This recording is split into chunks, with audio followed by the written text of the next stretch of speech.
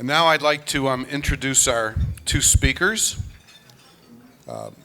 Elizabeth Swanson, who is the Vice President of Strategy and Programs for the Joyce Foundation.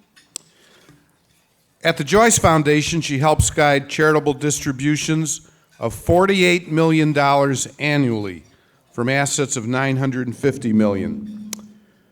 She works closely with program officers in the development of strategic approaches to reach public policy goals across 6 focus areas: education, employment, environment, democracy, gun violence prevention, and culture.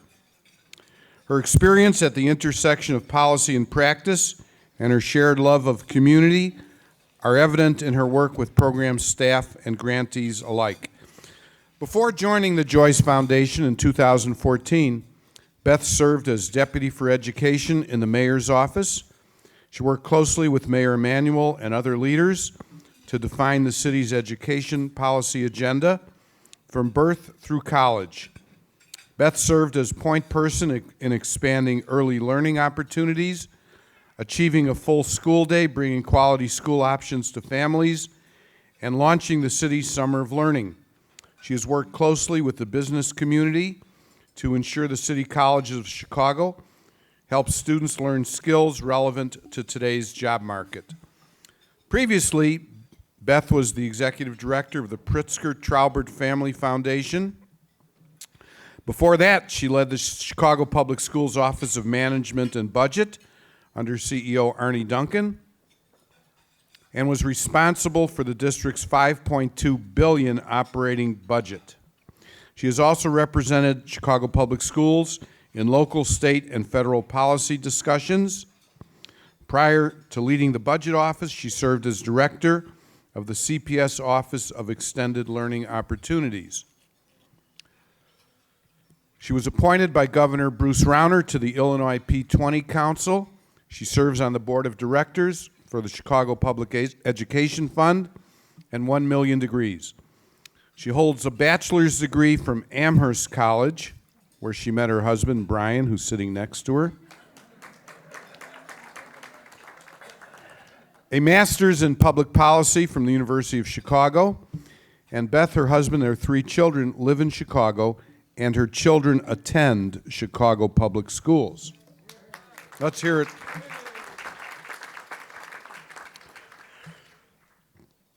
Heather Anichini, who's president and CEO of the Chicago Public Education Fund. The Chicago Public Education Fund is a nonprofit working to more than double the number of great public school principals in Chicago by 2018.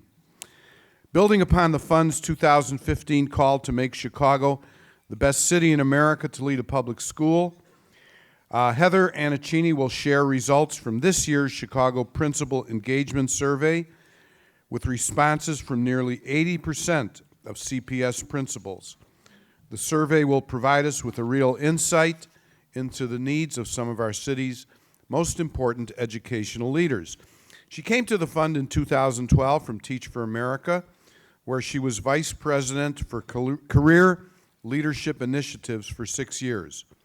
During this time, Heather built leadership pathways for TFA teachers to stay in education, including routes to principal roles in cities across the United States. She began her education career working on Chicago's West Side with Umojo Student Development Corporation, a nonprofit school community partnership originally based at Manly High School. She later taught middle school studies also on the West Side. She's a member of the Economic and Commercial Clubs of Chicago, and after today, Heather, the City Club of Chicago. She earned a bachelor's degree in journalism and political science from Marquette University in Milwaukee, which is as far away from Chicago as she has ever lived.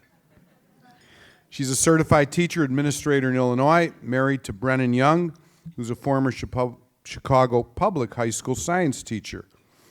And she's expecting her 4th child this winter, and she assures us she'll have her remarks completed before number 4 enters this world. Probably seen her family sign, as you come up Ohio Street there at LaSalle. She's Claims she's a distant relative, right? Okay. So, you want to come up here one at a time? Is Beth going to kick this off? Beth, if we could ask you to step up to the podium.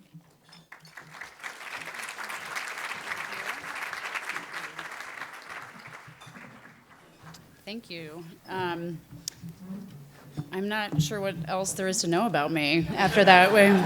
I'm a Cancer. My favorite color is blue. But thank you. That was a wonderful introduction. And thanks so much to the City Club for asking me to introduce my longtime friend and colleague, Heather Anichini, CEO and president of the Chicago Public Education Fund. And thank all of you for joining us here today.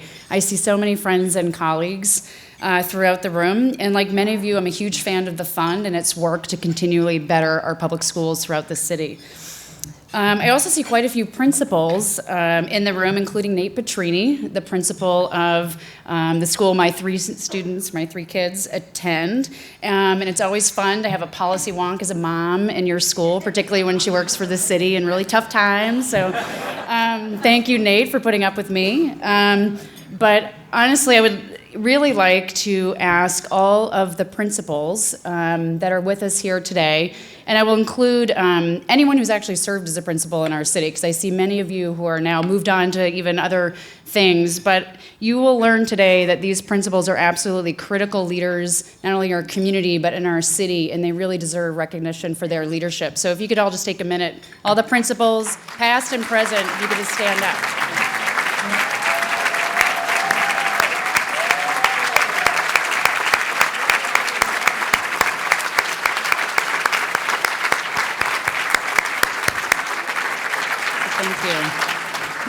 I'm really honored to be here today on behalf of the fund, of the fund's board of directors, to introduce Heather and the report that she will deliver to you shortly. In addition to being a board member, I've worked with the fund for its entire 15 years. The fund is a longtime grantee and partner of the Joyce Foundation, where I serve as vice president of strategy and programs. I know and trust the fund's work. I also know it's having a significant positive impact on the quality of our schools and the leaders within them. But as we all know, the path to excellence is really not easy. The school leadership report that Heather introduced us all to last year at the City Club was really unsettling. And more than unsettling, it was really alarming, particularly to those of us who have kids in the CPS school system. The fund survey of principals found that more than 40% of the top Chicago principals were planning to leave within the next 3 years. That was not welcome news to me, or I'm sure other parents or leaders in the city. What that would mean for my son, John, and he specifically asked me to throw his name in so he could be famous after today. So my son, my second grader, this exodus could mean 2 to 3 different principals over his career in K-8. I've seen what principal turnover can do to a school, and especially its impact on teachers. One of the key focus areas of the Joyce Foundation's education program is teacher quality. That's because research consistently tells us the number one reason that principals and that's because research consistently tells us the number one in-school determinant of student success is the quality of your teacher. But too few students, particularly in our lower income neighborhoods, really do not get the consistent access to these high-quality educators that they need and deserve. One way to address this is to improve our educator preparation in our state's higher education system, and that's something that Joyce takes really seriously and is working on currently. But once in the classrooms, teachers need 3 things in particular to succeed. So one is support and space to innovate in that classroom and with those students. 2 is really meaningful feedback, and that often comes from principals and peers. And 3, opportunities for professional development and career advancement. And obviously the principal plays a key role in all of those 3. In fact, the vast majority of teachers nationwide say the principal is the difference to whether or not they stay in a school. It all comes down to the strength of the principal's leadership, and whether she or he provides the right culture and support so teachers can really reach their full potential. We all know first grade teachers with a real gift for teaching reluctant students, fourth graders throwing themselves into books who may not have been interested in reading before, or my personal amazement at 7th and 8th grade teachers who demystify algebra and make it come alive, particularly for my own kids. But because principal turnover has an impact on those incredible teachers, it truly affects student learning. As we learned in last year's report from the fund, school climate and student outcomes can slip for up to 2 years after a principal turns over. This is why Chicago has been working to improve principal quality and retention for a number of years. You may recall that when Arnie Duncan was CEO, he created the first Office of Principal and Preparation Development to focus on this very issue. Then in 2012, Mayor Emanuel launched the Chicago Leadership Collaborative. It has become a national model for ensuring that those who want to become principals receive leadership training while working in their current job before they're handed the keys to their own school. With the support of the university, nonprofit, corporate, foundation, community, which many of you are all here today, I see many partners throughout this room, Chicago now leads the nation in providing high-quality training to aspiring principals. Even with the budget challenges over the past few years, there are now 40 resident principals across Chicago learning the way that most of us learn best, through practice and experience and application as they go about their regular jobs. 40% of CPS principals have now been hired through a Chicago Leadership Collaborative program. These school leaders are now driving lower dropout rates and the highest record graduation rates for the city in all of its history. More recently, Chicago Public Schools, in partnership with the Chicago Public Education Fund, the Joyce Foundation, and many others, established the Chicago Principal Partnership. The partnership will help ensure that we stay focused on the important work of supporting and keeping Chicago's best principals in our schools. And I have no doubt this newly formed partnership will obviously impact and help support not only the foundation that's been laid, but our collective work going forward. So now I would like to introduce today's featured speaker. I was just the warm-up act. I've known Heather since we've worked together at CPS under Arnie Duncan years ago. I spent 7 years at CPS working both on the education and administrative side of the house, while Heather was a critical leader within the Office of Strategic Planning. I watched her consistently bring clarity to complex issues back then, just as she does today. And she also applies her experiences as a teacher and her work in schools to absolutely everything she does. And she has always kept students and their needs at the center of all her decision-making. So after many years, many jobs, and many kids, we each have 3 between us, and she's about to go where I won't, so the 4th. I am proud to still be working with Heather on the issues that we, the city, and all of you care so deeply about. So please welcome Heather Anichini to the stage.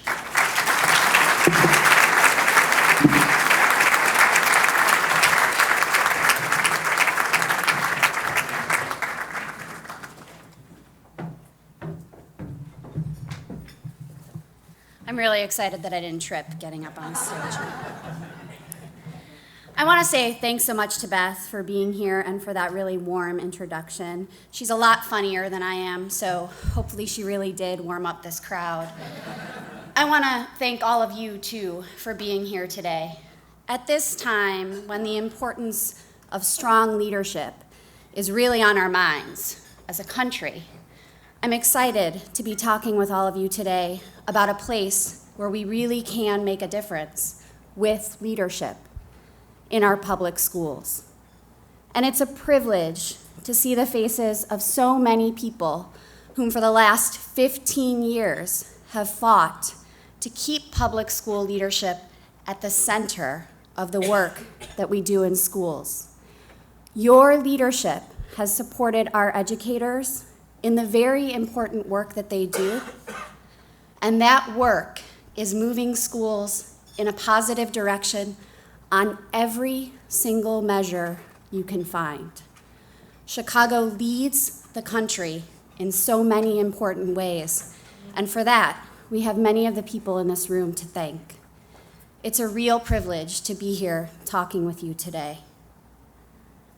I want to start our conversation today with a story. It's a story about a real school here in Chicago, Cesar Chavez Elementary, Some of you know Chavez. It's in the Back of the Yards neighborhood on the city's south side. Chavez's story is an important one, but I want to be clear that it represents the story of many other schools: district, charter, elementary, high school, north side, south side, and west side. In 2009, Chavez was 95% Latino, 95% low income. By every measure that we had available at the time, Chavez was an average neighborhood public school. Chavez was also in a little bit of trouble. You see, they'd had a principal resign late in the summer. They'd had an interim come in to kind of hold down the fort, but they were really scrambling to try and find a new leader. In that moment, where so many different decisions could be made, the Chavez community did something really important. They narrowed the characteristics that they were looking for in their next leader. They decided that they needed someone who could manage a large elementary school. There were more than 800 children in multiple buildings at Chavez at the time. They knew that they needed a leader who was willing to develop and keep great teachers. Chavez was and is the center of its community, and teachers were a critical link between families and the school.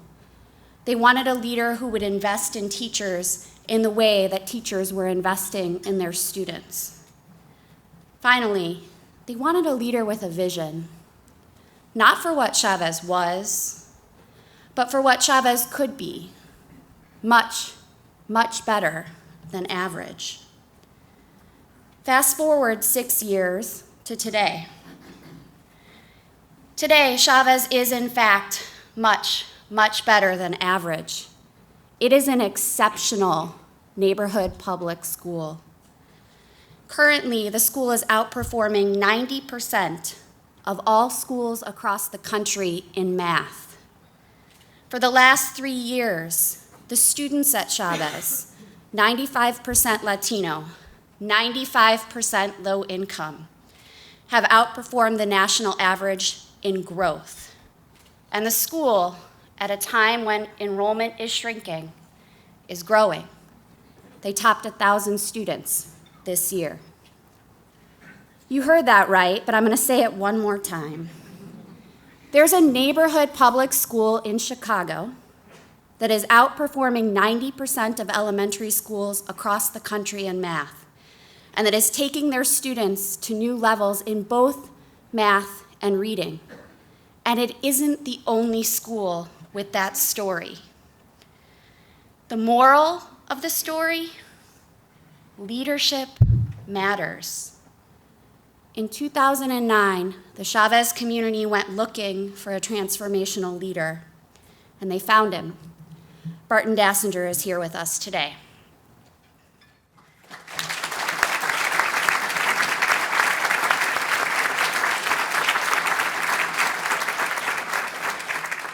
He'll probably kill me later for telling that story.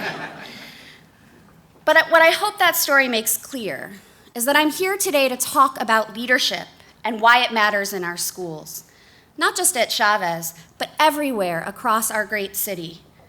I also want to talk about the importance of doing what the community at Chavez did, hiring the right leader at the right time, and then sticking by him through the changes that came. And finally, and very specifically, I want to talk about the role that every single one of you can and should play in ensuring that we have more schools like this across our great city. So, back to my story. Now, you've already guessed, Chavez is an incredible place. Barton is an exceptional leader. The community is warm and wonderful. I love going to that school. Whenever I'm having a rough week, it's one of my favorite places to go. But the opportunity that Chavez had to find the right leader, to hire the right leader, and to keep the right leader, that opportunity, it isn't unique. It isn't special at all. 119 school communities in the city of Chicago had exactly that opportunity last year. Taking advantage of those opportunities will take the commitment of every person in this room and many, many people across our city. You see, in Chicago, two groups are responsible for hiring the majority of our principals: local school councils and charter school boards. Our local school councils include the principal and 11 other members, usually 8 publicly elected parents and community members, 3 teachers and staff, and at the high school level, often a student.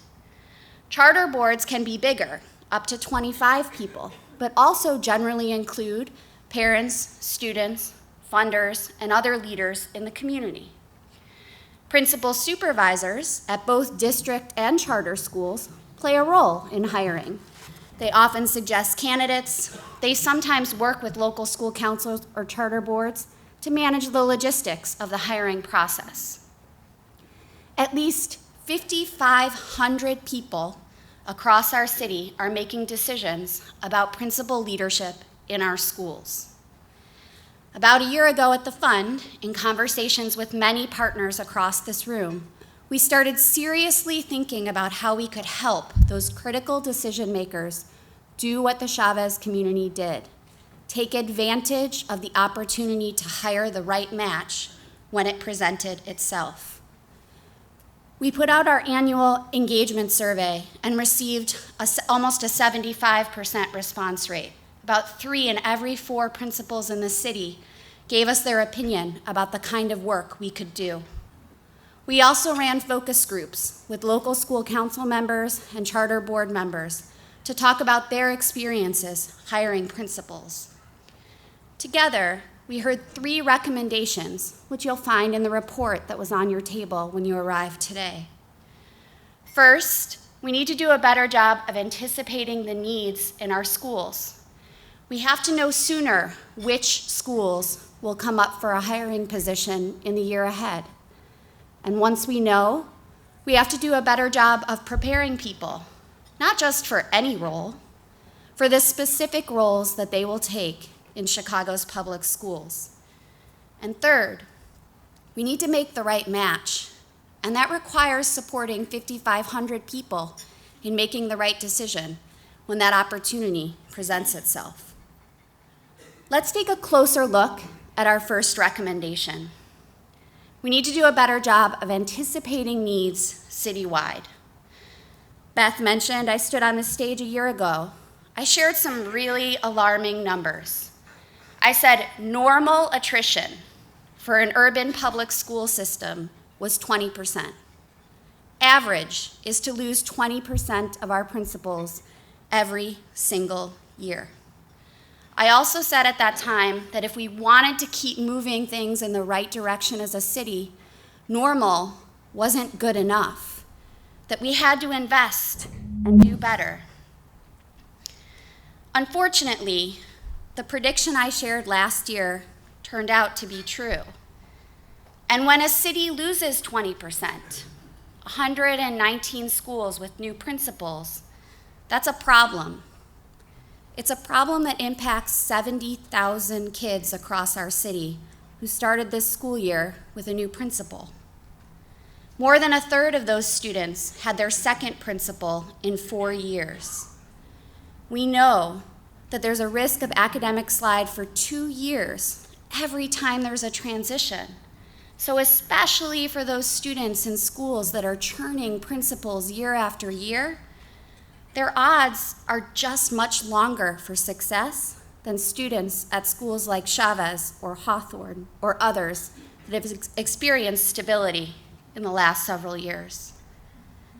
Clearly, principal transition is a challenge, and we need to continue to work together to try and limit it. But every time a principal goes, we have the same opportunity that Chavez had in 2009. And we can better forecast where those opportunities will pop up. We already know that there are 3 indicators for whether or not a school is at risk of turnover. Is the principal retirement eligible? Does the principal have an expiring contract? does the school have a history of principal turnover? There's a lot of other data represented in this room. Our survey, for example, suggested about 130 principals across the city are considering leaving, not in 3 years, this year. There are nonprofits and university partners in this room that know a lot about the principals that they serve and whether or not those people are considering going and whether or not they have a successor in mind. We can do a better job of forecasting. I don't know how you guys spend your weekends. I have 3 kids under the age of 8. One of the things I do on the weekend is check the weather forecast. This is Chicago. I have 3 kids. You can start the week in shorts and end the week in snow boots. They grow really fast. You suddenly need a size 8 pair of snow boots that you didn't know you needed. You really have to be prepared. And then you need to act on that preparation. That's Delaney. She also insisted on being famous. Clearly, that morning, we knew it was going to rain, and we acted on it. Clearly, her daddy did her hair that morning, too. All cute pictures aside, just like with the weather, a principal's decision to leave a school is not always within the control of the local school council or the charter board. And just like with the weather, we can do a better job of giving people the right data and helping them to act on it. In the next year, 46 principals in Chicago are retirement eligible. 73 have contract expirations. 37 are at schools with repeat turnover, all publicly available data. We know 130 at least are thinking about going, and as I said already, there are nonprofits and university partners in this room that know a lot more. Knowing at a basic level if your school is among the 73 with a contract expiration is a critical first place to start. But local school councils turn over every 2 years, and contracts are for 4. So it's totally possible that you have local school council members who aren't even thinking about that critical factor right now. It might be the case that of those 73, not a single one of them wants to leave. Chicago, in some situations, is a really great place to work. But we won't know, LSCs won't know, until they ask. And we have to give them the forecast that helps prompt that discussion. The second recommendation in our report is to cultivate talent needed to meet those needs. So in the places where a principal is planning to go, how do we make sure that we have someone coming up behind them that can prevent the 2 years of academic slide we talked about a few moments ago? Illinois has a real advantage here. There are 127,000 teachers and 11,000 principals and administrators in the state of Illinois alone. We only need 664 principals here in Chicago. We can harness the talent right here in our state and attract talent from outside our state to meet the specific needs of our schools. Beth mentioned the Chicago Leadership Collaborative. That's a nation-leading approach to training and preparing people for the specific openings in Chicago's public schools. And nearly 40% of our district's principals who were hired last year came through that program. In the charter community, we have the Fisher Fellowship and the Ryan Fellowship and others that help feed that pipeline as well. But with more than 100 openings every single year and a wide variety of schools, we have to do more to cultivate the talent we clearly need. Principals, already very good at what they do, are helping us here. Our survey says that 2/3 of principals in Chicago today are coaching members of their team to step into a principal role at their school or at another. That's 300 people. 300 people who are being specifically prepared, in many cases, by our city's very best. but there's a lot that we don't know about them. What jobs would they be open to taking? Who are they? What support do they need to do those jobs well? When we think through those questions as a system and as a city, it can make a big difference. And there are parallels in other industries that might help here. A few of you might have heard about a little show here in Chicago called Hamilton. It's a good example of what happens when intentional leadership development goes right. I've heard, I haven't been able to get tickets myself, that Miguel Cervantes is the lead and that he is spectacular. Miguel never played a lead in a musical before Hamilton in the city of Chicago. Not in Chicago, not in New York City, not even someplace smaller. He auditioned for the role. Lin-Manuel Miranda, the show's mastermind, spotted him. He saw in him a raw talent he thought was particularly right for Chicago's Hamilton, and a collaborative spirit which is required for the kind of show Hamilton is. Then he sat down with Miguel and scoped out a plan for making sure that when the curtain went up on opening night, people in Chicago were very excited to see him.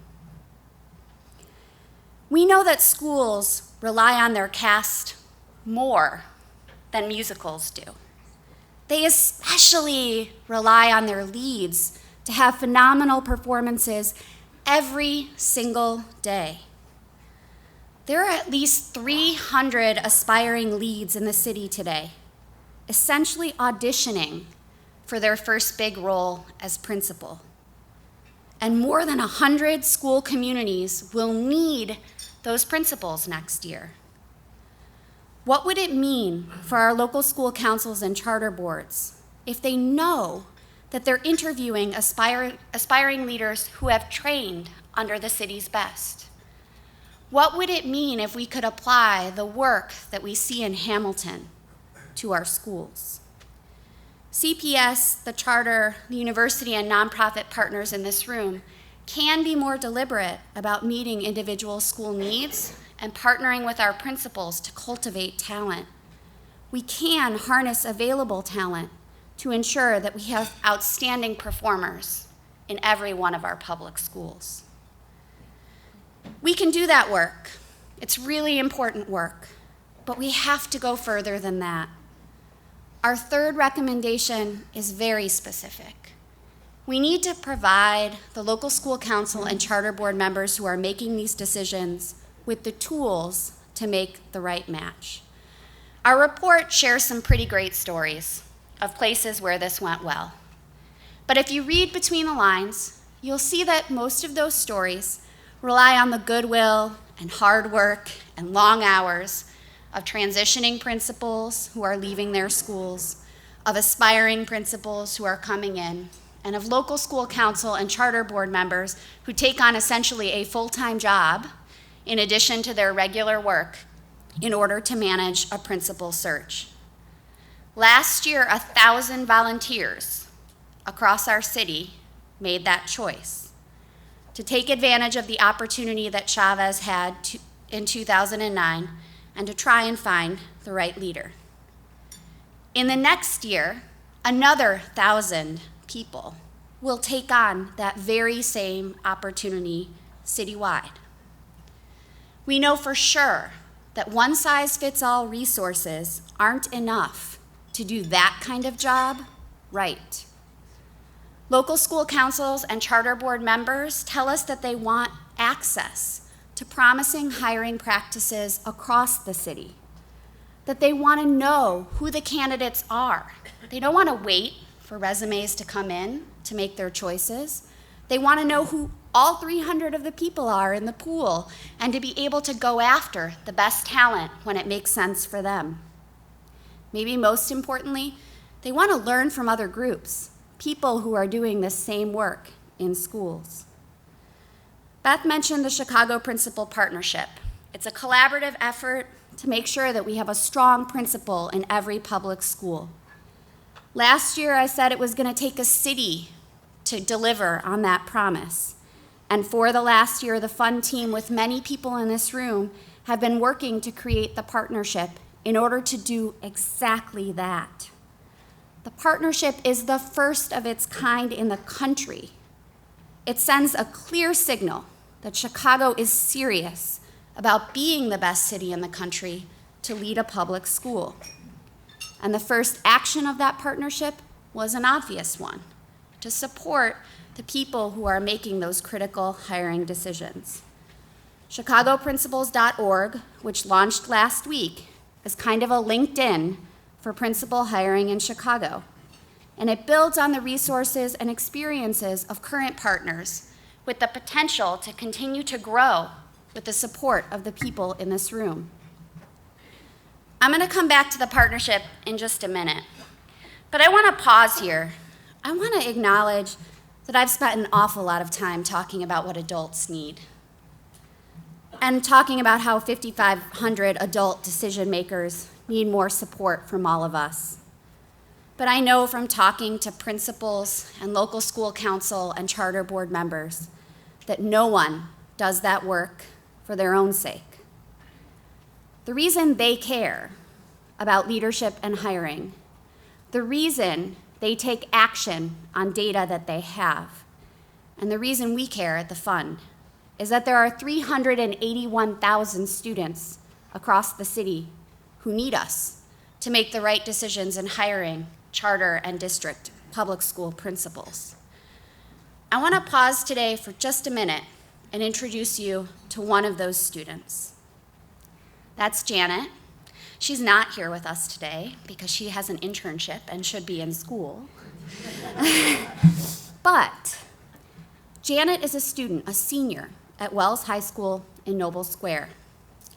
Rita Raichotri, who we're going to meet in just a minute, is the principal there, started at the same time Janet did.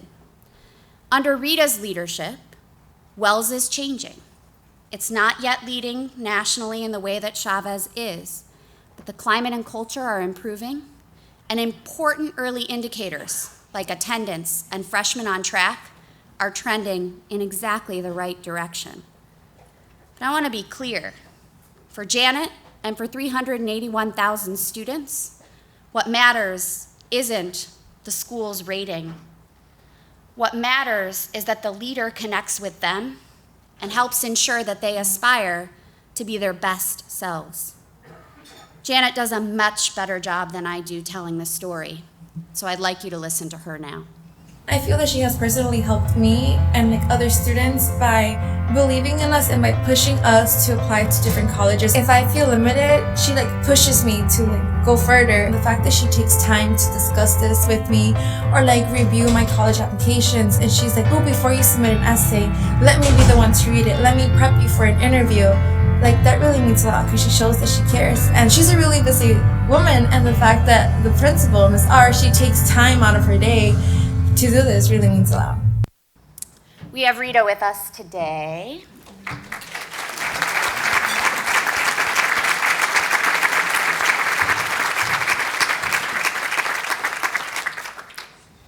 There are 381,000 Janets across Chicago at schools like Wells and Chavez and the many schools that we highlighted in our report.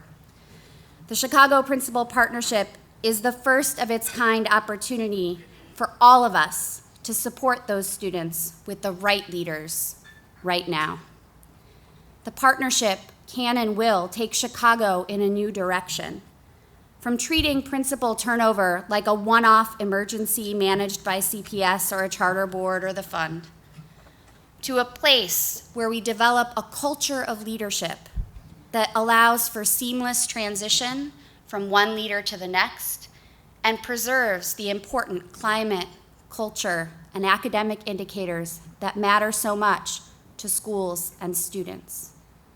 We can help every one of the 100 or more school communities with the opportunity to find a Barton or a Rita in the year ahead and help them make the right match right now.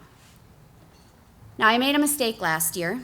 I let you leave the room thinking I wasn't talking about you. I'm not going to do that again. I was a teacher. I learn as I go.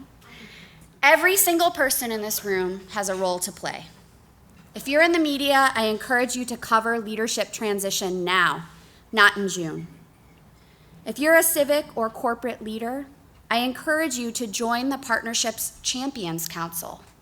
We need your voice talking about why leadership matters. Not every once in a while, not at a city club lunch once a year, but every single day.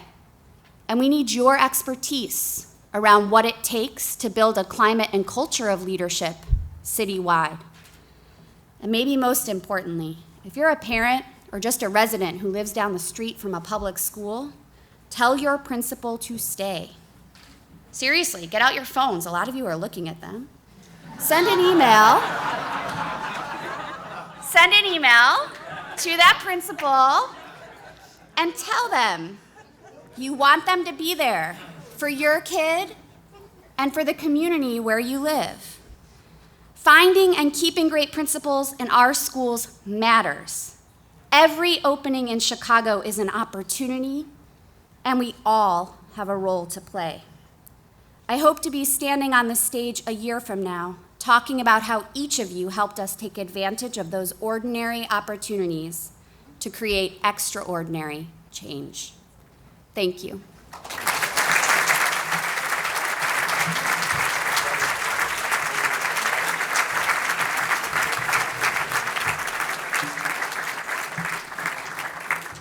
Thank you very much, Heather. And we have time for several questions. If anyone has a question, if you would just hold up your blue card, our staff, Amanda and others will be around to pick them up.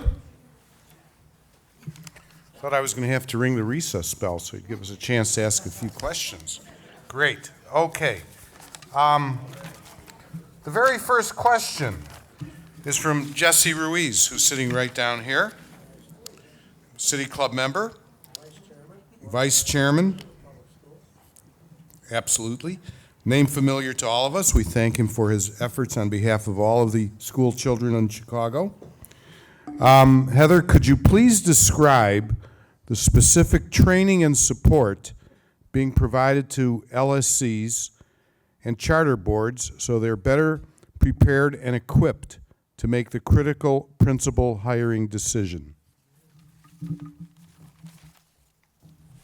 Sure.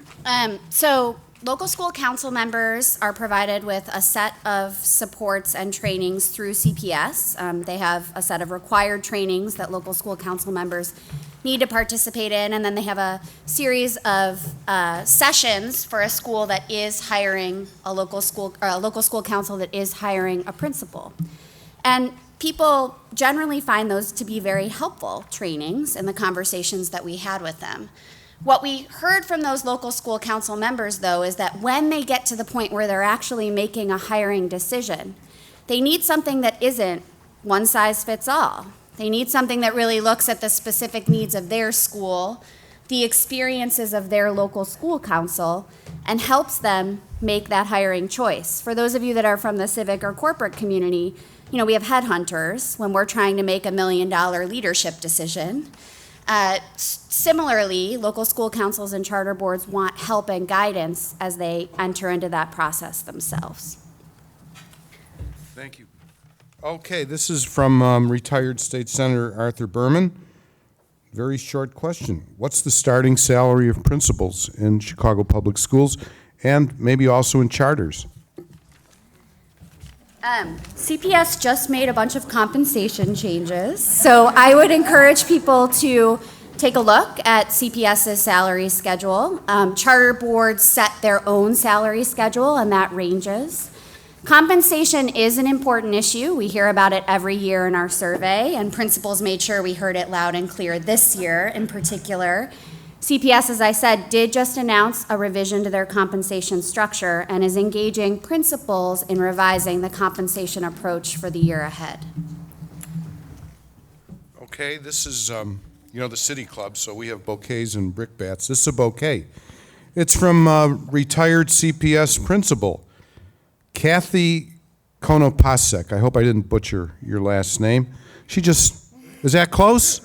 That's what happens when you go to Chicago Public School. You learn how to read names. She says, thank you very much. This is from Holly Bartecki, who's with Jeskolka Terman Strategic Communications. How can parents and community members support the process of ensuring the right match, a strong principal in every school? You know, parents and community members have a lot more power in these conversations here in Chicago than they do anywhere else in the country. And it's like any other process. The people who show up to the meetings get heard. And so I really strongly encourage parents and community members to make sure that they're attending local school council meetings. Charter board meetings are also shared in terms of timing and those kinds of engagements. Making sure that you're there, that you're listening, that you're asking questions, and that you're being a participant in the process is a critical first step. Okay, don't go away. Don't go away. We still have a few more. This is from Oscar Santana, who's a parent at the Von Steuben High School. Your report suggests we need to source and cultivate future principals, but that local school councils should also focus on choosing the right principal. Which of these would you prioritize if you had to? The obvious answer there is both. But Multiple choices now. But I think that the important piece there is that local school councils should have more than one great candidate from whom to choose. We don't want it to be the case that an LSC is sort of looking at a slate of candidates and saying, well, there's really only one that meets our needs. That wouldn't be sufficient for most of us in the nonprofits or university or corporate sector where we work, and it isn't sufficient for our schools either. So we need to make sure that we're training multiple candidates for each individual role. With the kind of turnover we experience in CPS, nobody's going to go without a principal role for too long if they're great. And we need to make sure that those local school councils are equipped with the tools they need to make that right choice. Okay, thank you. This is from a Jennifer Burrows. Jennifer, where are you? Way back there, okay. Should your survey also seek to understand how to do more to keep principals from leaving? So last year's report was all about what we could do to keep people for a lot longer, and we identified 4 areas that we've been working with CPS and lots of partners in the room on for the last year. We put out a progress report on that retention work on our website, so you can go there and you can see it.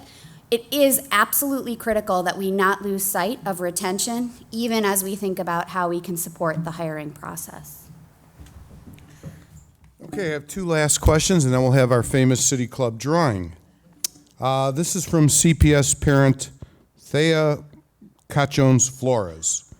How are the report recommendations being shared with CPS? One key constraint of hiring is that they limit the pool of eligible principals. Will they open that pool to those outside of CPS? So we partner really closely with CPS. Janice Jackson, the Chief Education Officer, is here. I saw Matt Lyons, who's the Chief Talent Officer. There are a few other folks in the room that are critical leaders in Chicago Public Schools and who have really been very receptive to hearing the voices of our principals through our survey. As far as the eligibility process goes, it is true that Chicago is one of the few places in the country that really raised the bar 10 years ago and said, principals who want to be principals in Chicago have to hit a higher standard than our state, and that's an important message to communicate. We have heard that that can make it difficult for folks who come from outside CPS to enter into the process. There is a way to do it, but it can be tricky for those folks. And one of the things we hope to do with the partnership is make clearer to folks that are entering from outside CPS how to engage in that eligibility work. Thank you. And the final question, referring to this chicagoprincipals.org. How is it funded and how are the members selected? So the primary funder for the Chicago Principals Partnership right now is the fund. Our board does that kind of work. We seed new ideas in the city of Chicago that help directly impact principal quality. and we're very proud of that. In terms of determining who's a member, that's actually an open call. It's why I mentioned the need for folks from the corporate and civic community to join the Champions Council. There's also a partnership council, which includes many of our Chicago Leadership Collaborative partners and many funders who are represented here in the room. We want principals, we want local school council members, and if you look at our advisory committee, we have a few members from that committee here today, that includes 3 principals. That we think that makes a really important statement about the work that the partnership hopes to do. Okay, thank you. Let's everybody give Heather